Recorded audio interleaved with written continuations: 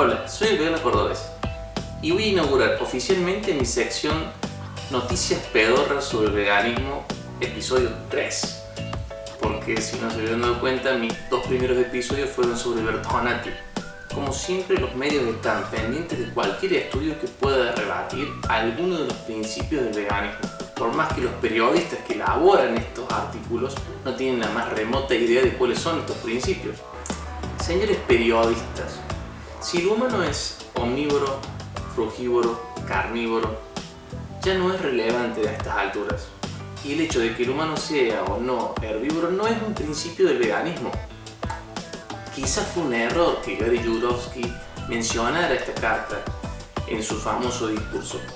Pero ¿por qué ya no es relevante a estas alturas? Porque hay dos perspectivas contrapuestas.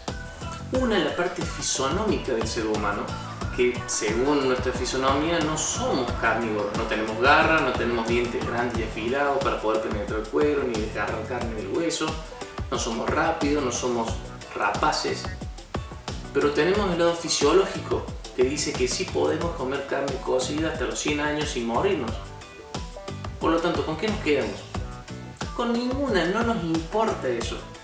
¿Por qué? Porque hay un hecho incontrastable, y es que el ser humano puede vivir tranquilamente toda su vida sin comer ningún producto de origen animal, para ninguna etapa de su vida, para ninguna actividad que desarrolle.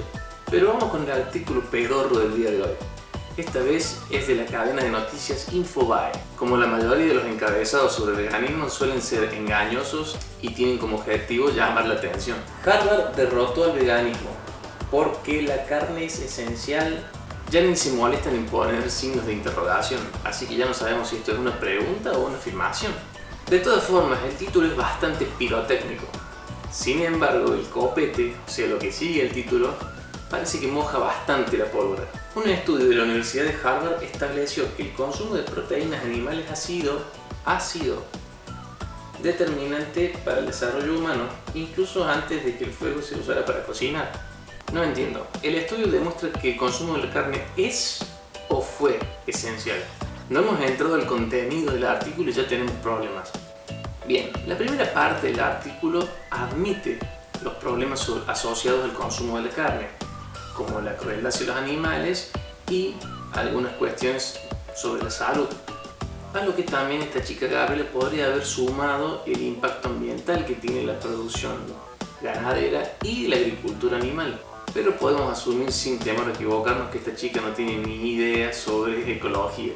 Pero siempre llega un pero. Pero, ¿y si la presentación de estos datos se privara de un contexto adecuado para forzar las conclusiones de una ideología alimentaria? Señorita Esquivada, ¿cuál es el contexto adecuado para usted? Estos investigadores que hicieron este estudio están investigando lo que pasó hace 2.6 millones de años. ¿Ese es el contexto adecuado para usted? 2 millones y medio de años atrás.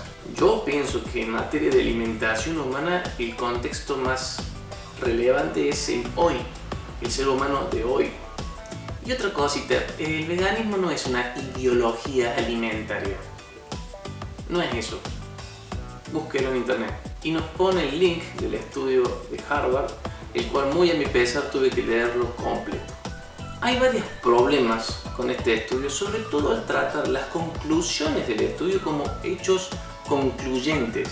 Todo es hipotético y los tiempos de verbo utilizados por los investigadores son concordantes con esto, cosa que los tiempos de verbo utilizados por esta periodista en el artículo no lo son. Por ejemplo, le voy a leer esta parte de la conclusión que está en inglés. Aunque es posible que los beneficios de la masticación de la comida procesada y el carnivorismo favoreció la selección para una dentadura más pequeña y una mandíbula más pequeña en los homínidos, creemos que es más probable que el uso de herramientas y el consumo de carne redujo la selección para mantener la anatomía masticatoria robusta.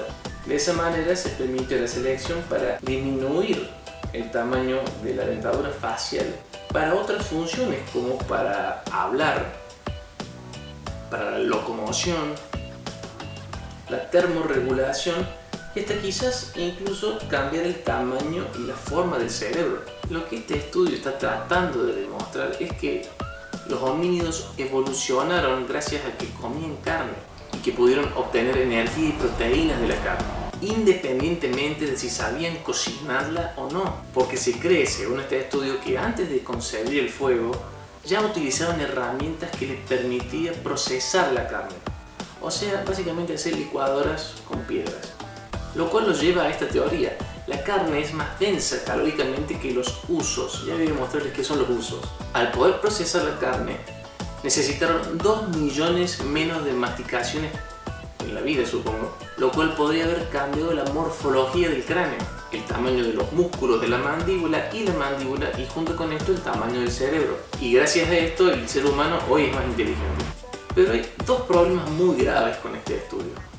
El primero es que solo comparan el consumo de carne de cabra, como una carne de referencia, con el consumo de 3 ítems de origen vegetal: los ñames, las zanahorias y las remolachas.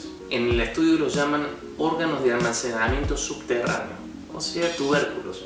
Está bien, supongamos que en la era paleolítica todavía no habían descubierto cómo comer cereales, pero ¿qué pasa con las frutas y las nueces? Esas sí había en esa época. En lo que a mí respecta, esta falla en el estudio es suficiente como para hundirlo.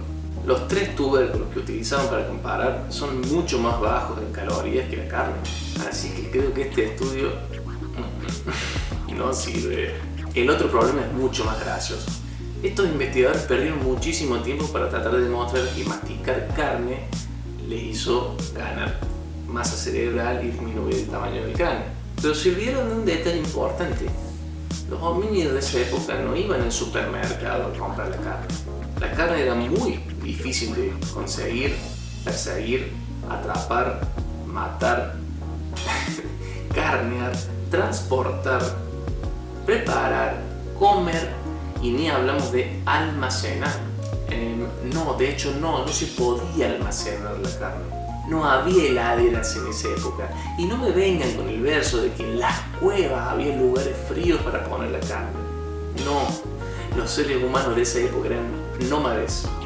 Perseguían por todos lados a los animales. No podían ir a buscar cuevas con heladeras para poder mantener la carne fresca. Por supuesto que cazaban, pero era algo esporádico, no lo hacían tan seguido como suponen algunos. Este es un estudio en que yo suscribo. Al igual que este otro que estoy criticando, también es hipotético. Para poder desarrollar el intelecto, además de un cráneo grande y un cerebro apropiado, se necesita algo. 2 cosas: mucho tiempo para pensar y un constante flujo de glucosa en el cerebro. Cuando el humano logró dominar el fuego y la cocción, independientemente de qué estemos hablando, carne, ñame, zanahoria, papas, cereales, lo que sea, le dio al humano la posibilidad de estar mucho tiempo libre para poder pensar, desarrollar la escritura.